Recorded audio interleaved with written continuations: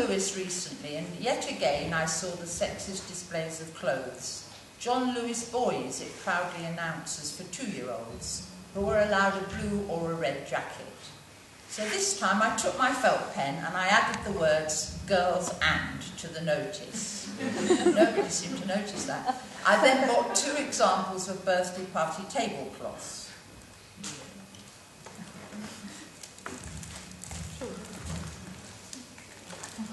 That was the choice.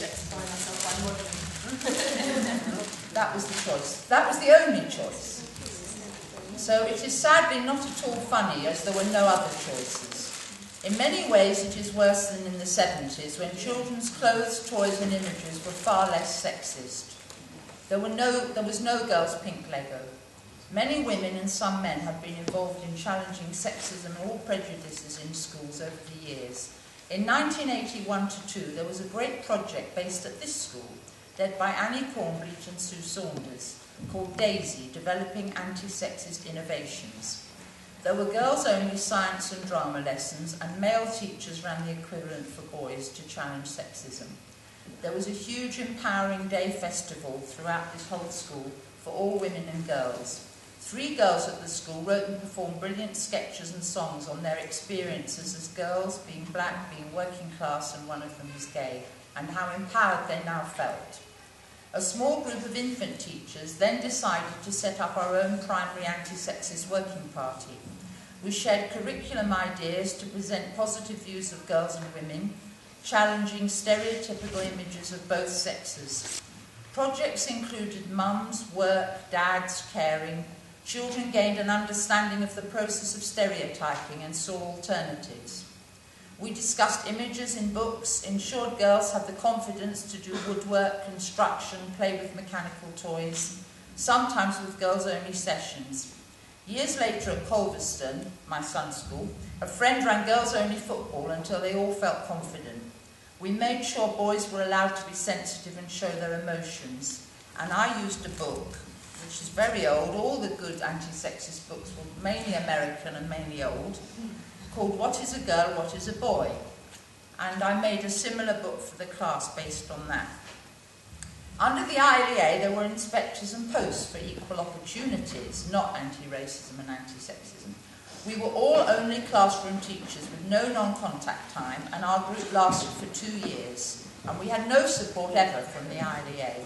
We produced an exhibition of children's work, which was borrowed by teachers sent to schools and PTAs. We ran workshops across London, including at the Institute of Education. We held a day for primary girls, just like the Daisy Day at Gracebrook School. The same men ran the boys' creche. That was Mike Rosen and Richard. The Uche, a boy in my class who was 5, said, "I do want to go, but I understand why girls need their space." Although women have won more rights since then, it is now even harder for young boys and girls with the obsession with body image, social media, porn. Even 2-year-olds sing pop songs and ape over-sexualized body language. There are some great feminist groups, some at this conference, but we need to do this every day in our own schools. It is not optional, it is a legal requirement under the Equalities Act. Head teachers have to take the lead in the whole school assembly, showing that sexist language and bullying are as unacceptable as racism. Most schools would stop the use of the word nigger, yet many ignore sexism and words like bitch and whore. They ignore unwanted touching. The head has to make the ethos of respect and self-esteem clear, so it is much easier for the staff to do this. In nursery, children of 3 arrive saying boys can't wear pink and that's a girl's game. Look at any primary school on book day. Count the number of sparkly pink princesses and superheroes. Boys who want to wear sparkly pink may not dare. We need to challenge all this, and then the children begin to challenge it themselves. I've heard 4-year-olds say, "We don't have that in this class, anyone can play with anything." Boys need the freedom to enjoy dressing up and playing with dolls. I still hear adults say, "I need a strong boy." Give boys and girls a variety of jobs. Some girls come to school in silly shoes so they can't even run or climb. You need to have meetings with parents to explain why we have equalities policies, and generally they support this. Train all the staff so there is consistency in the playground.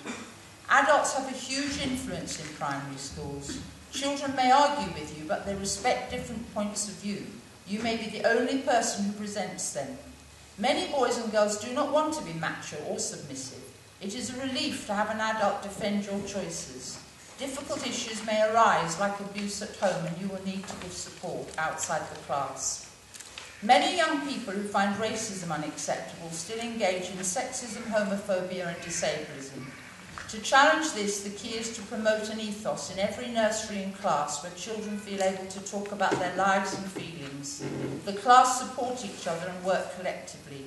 Teachers need to ensure there is time for this every day, which is made much harder by rigid curricula. Children have to feel safe to express their troubles and fears. Explain the effects of prejudices and the history of discriminatory attitudes. Why not to use sexist words and that this can lead to violence? Children develop empathy, they can challenge discrimination and include those who may feel excluded. Even very young children can do this because of their great sense of fairness.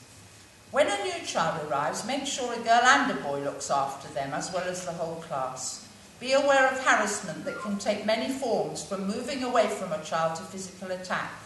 Seemingly minor incidents should always be brought into the open, so the child feels supported and the whole class understands. In the curriculum, you have to find women role models, disabled, black, gay role models, celebrate International Women's Day, discuss imagery in magazines, songs, look at sexist fairy stories and books. Children can rewrite them and find alternatives, and with musicians and lyrics. Look at language throughout the school. I ran an anti-bullying project at St Matthias, starting with Year 6, as I discovered a boy being bullied.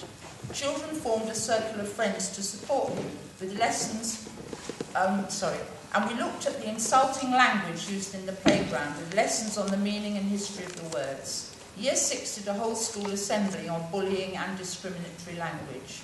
Our school had 95% Caribbean children, so the main racist insult was Paki.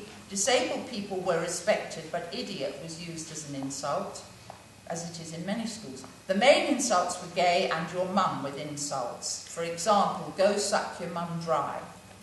Year 6 made statements about each insult in their assembly, and they linked them with these are the ones who linked with sexism. I haven't got time to read them all. Your mum. You would hate your mum to be insulted. This is sexist, do not do it. Short-hair boy. It is sexist to think girls and boys cannot have any sort of hair or do the same things. Don't cuss people's hair or how they look. Fat people. They are our mums, our dads, our teachers, our friends. Fat, thin, tall, short.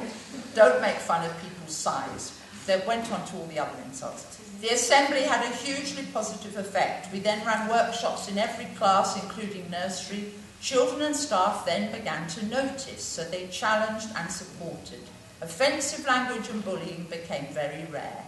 That is the aim. You shouldn't have to keep telling people off. We ran drama classes, teaching children to be assertive rather than aggressive or passive. In another school, my friend Anna had a new Year 5 class, 8 and 9-year-olds. She found some girls crying after play. 2 boys had been putting their hands up skirts and pulling down their pants. Other boys watched, laughing. Anna instantly stopped everything and had a session where every girl spoke and all the boys had to be silent. This is what you have to do. They explained what happened and other sexist things came up. At the end, one boy said, I want to say sorry to all the girls in the class. I didn't do it, but I watched and I said nothing. I didn't know how bad it made them feel until now. After this, the gentler boys banded with the girls, and this became the only class where boys and girls all played together. The sexist behaviour had been going on for ages, and sometimes the boys were told off, but they didn't care, because no one had made them feel ashamed before, and they didn't understand it. A recent report showed 1/3 of 10 to 11-year-olds experience unwanted sexual touching in schools. Another report showed teenage girls in the UK are daily being raped and abused by boys, often in gangs, sometimes in schools. Victims are often 11 to 13 years and perpetrators 13 to 15 years. Some boys said they didn't even want to be part of it but felt pressured. All these children have been through our schools. Our schools have to be safe places. Teaching children about healthy relationships, consent and respect from a very young age is crucial. Whore, slag, bitch are never jokes. That's it.